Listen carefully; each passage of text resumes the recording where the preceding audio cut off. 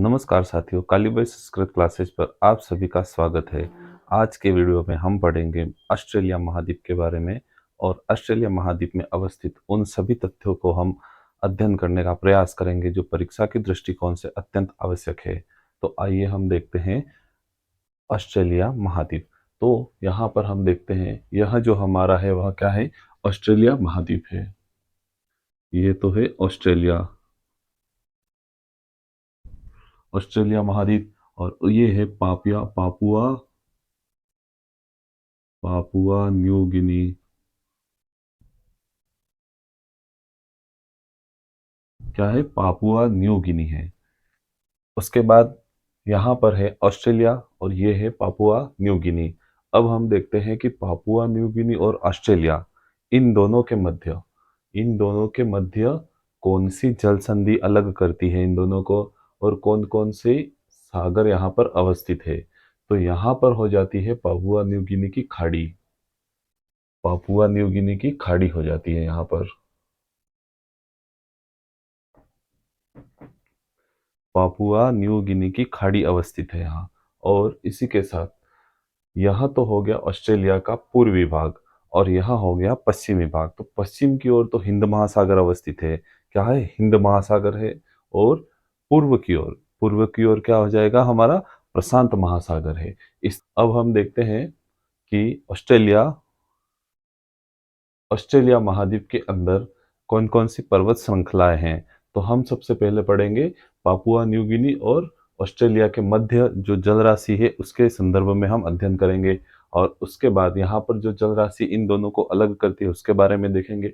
फिर हम आगे बढ़ेंगे ऑस्ट्रेलिया के पर्वत श्रृंखला, नदियां, मरुस्थल एवं घास के मैदानों की ओर। पापुआ न्यू गिनी और ऑस्ट्रेलिया, इन दोनों को जो जल संधि अलग करती है उसका क्या नाम है, तो उसका नाम है टोरेंस जल संधि। क्या नाम है, टोरेंस जल संधि।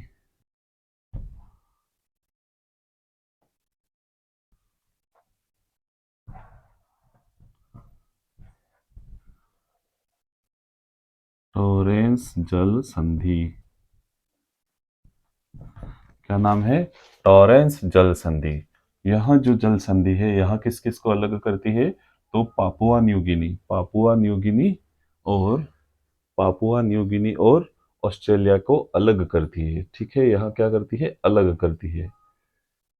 उसी के साथ हम देखेंगे कि यह जो जल राशि है पापुआ न्यू गिनी और ऑस्ट्रेलिया के मध्य अवस्थित जो जल राशि है वह किस किस को जोड़ती है, कौन कौन सी जल राशियों का नाम है। तो यहाँ पर आ जाती है पापुआ न्यू गिनी की खाड़ी की जल राशि। पापुआ न्यू गिनी की खाड़ी जो अवस्थित है यहाँ की जल राशि। और यहाँ पर कौन सा सागर है, आराफुरा सागर है। तो उस आराफुरा सागर और बंगाल की खाड़ी की जो जल राशि है इन दोनों को यह टॉरेंस जल संधि जोड़ती है, यह हमें याद रखना है। तो परीक्षा में पूछा जा सकता है कि टॉरेंस जल्दी किन दो भूखंड यानी कि भूस्थलों को विभाजित करती है। तो हमारा उत्तर क्या होगा, एक तो पापुआ न्यू गिनी और ऑस्ट्रेलिया महाद्वीप को अलग करती है, और किन दो जल राशियों को जोड़ती है। तो वह जल राशि कौन सी हो जाएगी, तो यहाँ पर तो हो जाएगा आराफुरा सागर और यहाँ पर हो जाएगी पापुआ न्यू गिनी की खाड़ी की जल राशि। तो यहाँ लिख लेते हैं आराफुरा आराफुरा सागर। कौन सा सागर, आराफुरा सागर। अब इस जल संधि के अतिरिक्त हम देखेंगे कि ऑस्ट्रेलिया महाद्वीप के अंदर कौन कौन सी पर्वत श्रृंखलाएं अवस्थित है। तो आइए हम देखते हैं ऑस्ट्रेलिया महाद्वीप के अंदर जो पर्वत श्रृंखला है उसका क्या नाम है और वह किस तरफ अवस्थित है और उसकी क्या क्या स्थिति, भौगोलिक स्थिति बनती है उसके बारे में हम चर्चा करेंगे। तो यहाँ देखते हैं हम, यहाँ इस क्षेत्र में ऑस्ट्रेलिया के पूर्वी भाग की ओर इस क्षेत्र में एक पर्वत श्रृंखला अवस्थित है। उस पर्वत श्रृंखला का क्या नाम है, रेंज। ठीक है, क्या नाम है इस पर्वत श्रृंखला का, तो इसका नाम है great dividing range. Great dividing range. अब हमें देखना है कि इस ग्रेट डिवाइडिंग रेंज के अंतर्गत जो ऊंची चोटी है, इस ऊंची चोटी का क्या नाम है? तो इस ऊंची चोटी का नाम है कोस्युस्को। ठीक है, कोस्युस्को, यह याद रखना है। क्या नाम है? कोस्युस्को नाम है। यहाँ की जो इस ग्रेट डिवाइडिंग रेंज के अंतर्गत जो पर्वतमाला के अंतर्गत जो ऊंची चोटी है यहाँ की, उसका क्या नाम है? तो कोस्युस्को नाम है। यह हमें अच्छे से याद रखना है। अब हम देखते हैं कि ऑस्ट्रेलिया महाद्वीप के अंदर और क्या क्या। अब हम देखते हैं ऑस्ट्रेलिया महाद्वीप के अंतर्गत और क्या क्या चीजें आती है। तो यहाँ पर कुछ मरुस्थलों का निर्माण होता है। ठीक है, यहाँ पर कुछ मरुस्थल अवस्थित है, और साथ ही यहाँ पर एक झील भी अवस्थित है। उस झील का क्या नाम है? तो उस झील का नाम है आयर झील। क्या नाम है? आयर झील। आयर झील से याद रखना है आयड नदी, हमारे हमारे यहाँ मेवाड़ की आयड नदी के बारे में याद रखना है। तो उससे क्या याद रखना है? ऑस्ट्रेलिया में भी है इस प्रकार की एक झील है, तो क्या नाम है उसका? आयर झील है। और साथ ही यहाँ पर दो नदियों का प्रवाह भी अवस्थित है। ठीक है, ऑस्ट्रेलिया के अंतर्गत यहाँ पर दो नदियां भी बहती है। उन नदियों का क्या नाम है?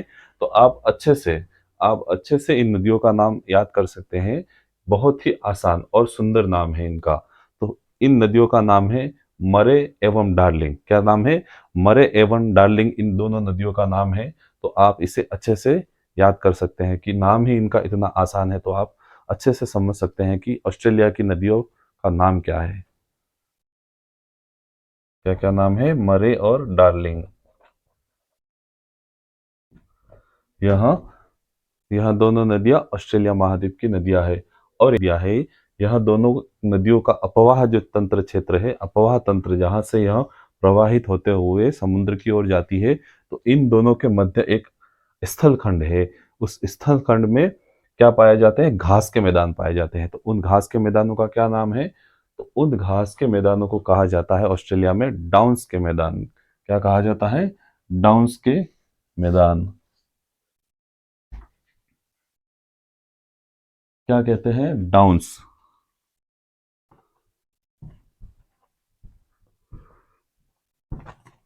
डाउन्स घास के मैदान कहा जाता है।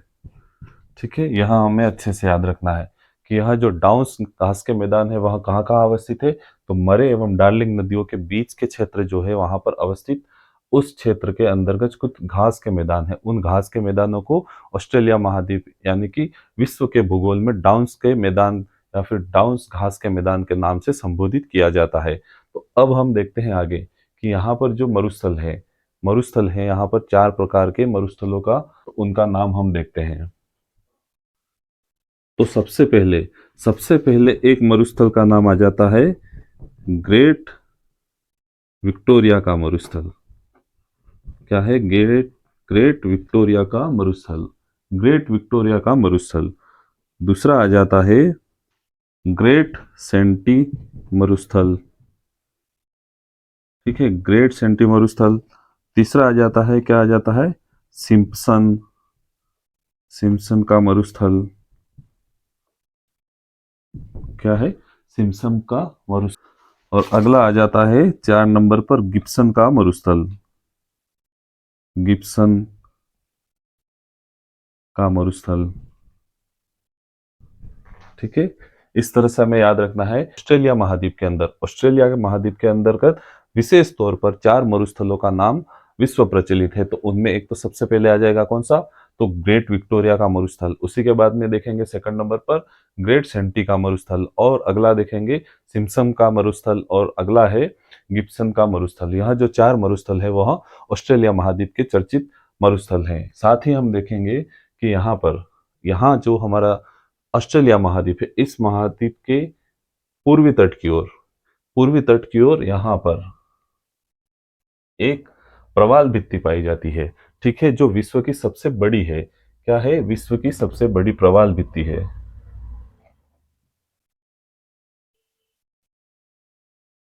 सबसे बड़ी प्रवाल भित्ति।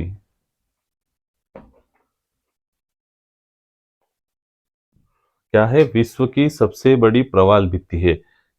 विश्व की सबसे बड़ी प्रवाल भित्ति है। तो उस प्रवाल भित्ति का क्या नाम है? तो इसका नाम है ग्रेट बैरियर रीफ। क्या कहते हैं? ग्रेट बैरियर रीफ कहते हैं।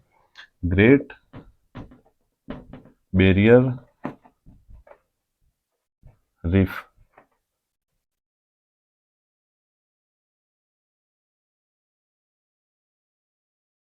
क्या नाम है? Great barrier reef. इसे आप अच्छे से देखिएगा, यहाँ पर लिखा है ग्रेट बैरियर रीफ।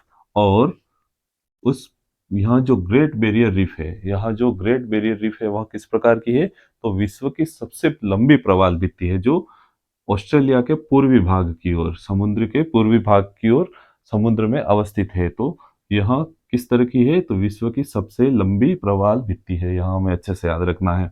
उसी के साथ देखेंगे हम कि यहाँ जो तस्मानिया है, ऑस्ट्रेलिया, ऑस्ट्रेलिया के नीचे यहाँ छोटा सा आपको नजर आ रहा होगा, यहाँ छोटा सा एक बिंदु टाइप है, इसका नाम क्या है? तस्मानिया। यह तस्मानिया देश है। ऑस्ट्रेलिया और तस्मानिया को कौन सी जल संधि अलग करती है? तो कौन सी अलग करती है? तो बास जल संधि। ठीक है, बास जल संधि।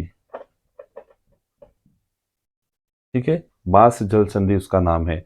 तो याद रखिएगा, ऑस्ट्रेलिया महाद्वीप और तस्मानिया को अलग करने वाली जल संधि का क्या नाम है? तो बास जल संधि उसका नाम है। याद, तो यह जल संधि किस किस को जोड़ती है और किस किस को अलग करती है? तो यहाँ बांस जल संधि जो है वह ऑस्ट्रेलिया, ऑस्ट्रेलिया और तस्मानिया को अलग करती है, यहाँ हमें याद रखना है। इसी के साथ हम देखेंगे कि यहाँ जो ऑस्ट्रेलिया महाद्वीप है, यहाँ जो ऑस्ट्रेलिया महाद्वीप है, इस ऑस्ट्रेलिया महाद्वीप की समुद्र तल से गहराई, समुद्र तल से भी इसकी जो गहराई है वह नीचे है बिल्कुल। तो यहाँ पर यदि भूमि पर कुएं खोदे जाए तो आसानी से पानी ऊपर आ जाता है। तो यहाँ पर क्या कहते हैं कि यहाँ 10,000 कुओं का क्षेत्र पाया जाता है यहाँ पर। तो उसे क्या कहते हैं? उत्स्रुत कूप कहते हैं। क्या कहते हैं? उत्स्रुत,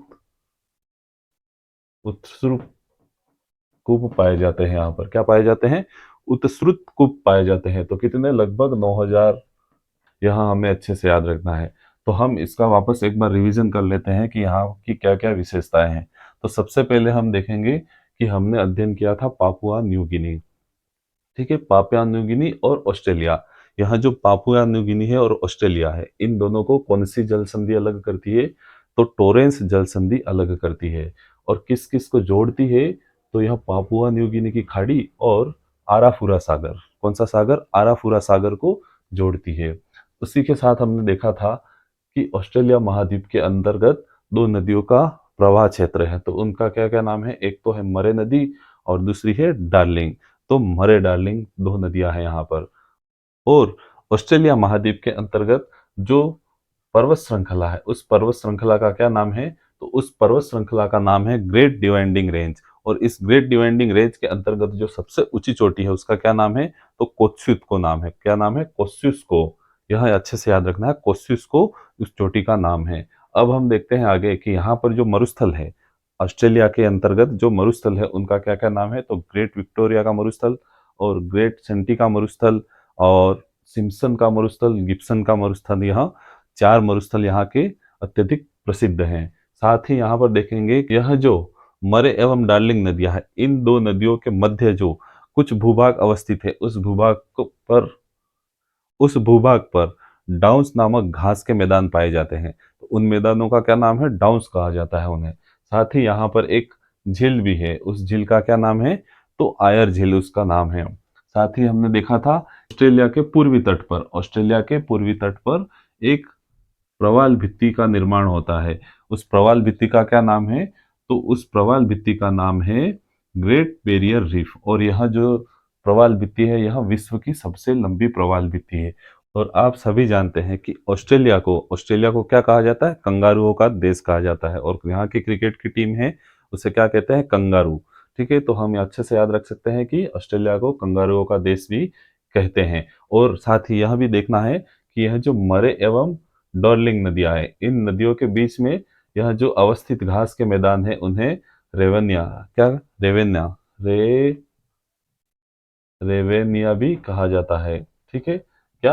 रेवेनिया भी कहा जाता है। यह भी अच्छे से याद रखना। और डाउन्स, डाउन्स नामक घास के मैदान से तो संबोधित किया ही जाता है, साथ ही साथ रेवेनिया भी याद रखना है हमें। और यहाँ पर एक फैक्ट और हमें अलग से याद रखना है, क्या कि यहाँ पर ऑस्ट्रेलिया में एक पठार पाया जाता है। उस पठार का क्या नाम है? किम्बरले का पठार। किम्बरले का पठार। ठीक है, किम्बरले का पठार, यहाँ पर किम्बरले का पठार अवस्थित है। और यह पठार किस लिए प्रसिद्ध है? तो यहाँ हीरे के लिए प्रसिद्ध है। यहाँ जो किम्बरले का पठार है, किम्बरले का यहाँ जो पठार है वह किस लिए प्रसिद्ध है? तो हीरे के लिए प्रसिद्ध है। ठीक है, यहाँ पर हीरे की खदानें पाई जाती है। ठीक है, हीरे के लिए प्रसिद्ध है, यहाँ हमें अच्छे से याद रखना है। अब हम देखेंगे आगे, डाउन्स घास के मैदान, टोरेंस जल संधि, पापुआ न्यू गिनी और ऑस्ट्रेलिया को अलग करने वाली जल संधि टोरेंस जल संधि, और उसी के साथ ग्रेट विक्टोरिया, ग्रेट सेंटी मरुस्थल, सिम्पसन का मरुस्थल, गिब्सन का मरुस्थल, और ग्रेट डिवाइडिंग रेंज की सबसे ऊंची चोटी क्या है? कोस्सियुस्को। और प्रवाल भित्ति, उसका नाम क्या है? Great barrier reef. और कैम्बरले का पठार किस लिए प्रसिद्ध है? हीरे के लिए प्रसिद्ध है। और एक चीज यहाँ पर आसानी से याद करने के लिए हम याद कर सकते हैं कि यहाँ जो ऑस्ट्रेलिया महाद्वीप है, यहाँ जो ऑस्ट्रेलिया महाद्वीप है, यहाँ पर जो भी चीजें अवस्थित है, यानी कि भौगोलिक दृष्टि से जो भी चीज यहाँ पर आवश्यक चीजें जो हैं, उनका प्रसिद्धीकरण होने का कारण क्या है कि यहाँ पर जो भी चीज प्रचलित है उसे ग्रेट के नाम से संबोधित किया जाता है। ठीक है, ग्रेट, ग्रेट सेंटी मरुस्थल, ग्रेट विक्टोरिया और ग्रेट डिवाइडिंग रेंज। तो इस आधार पर आप अंदाजा लगा सकते हैं परीक्षा में कि यदि ग्रेट ग्रेट आगे लिखा हुआ है तो वह किससे संबंधित होगा? ऑस्ट्रेलिया महाद्वीप से। लेकिन हाँ, यहाँ पर एक चीज और ध्यान रखने वाली बात है कि एक झील ऐसी है, एक झील ऐसी भी है जो ऑस्ट्रेलिया महाद्वीप से बाहर है, और उस झील का भी आगे ग्रेट लिखा हुआ है। तो हमें यह ध्यान रखना है कि वह झील कहाँ पर है? तो वह झील हमारे उत्तरी अमेरिका में अवस्थित है।